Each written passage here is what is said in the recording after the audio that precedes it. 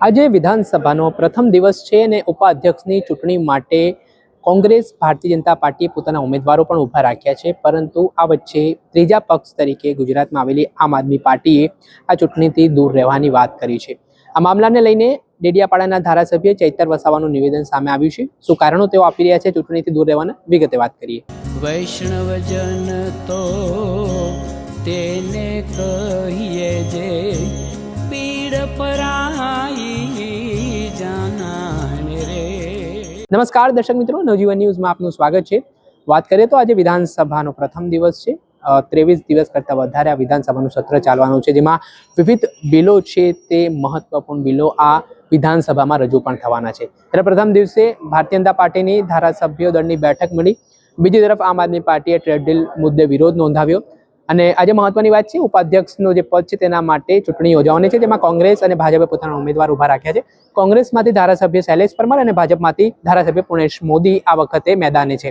ત્યારે આ વચ્ચે આમ આદમી પાર્ટીએ આ ચૂંટણીથી પોતાને દૂર રાખવાનો પ્રયાસ કર્યો છે। આમ આદમી પાર્ટીના ડેડિયાપાડાના ધારાસભ્ય ચૈતર વસાવાએ તેની પાછળના કારણો આપ્યા છે। શું કહી રહ્યા છે ચૈતર વસાવા, તેમને સાંભળો।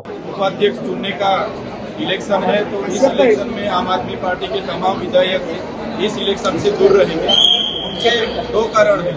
जैसे आप सब जानते हैं, गुजरात विधानसभा में 162 विधायक भाजपा के हैं, कांग्रेस के 12 विधायक हैं, आम आदमी पार्टी के 4 विधायक हैं।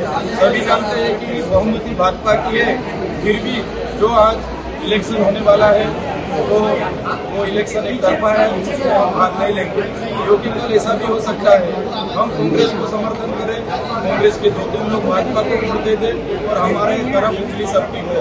तो ये एक जो भी इलेक्शन का होने वाला है उससे हम दूर रहेंगे।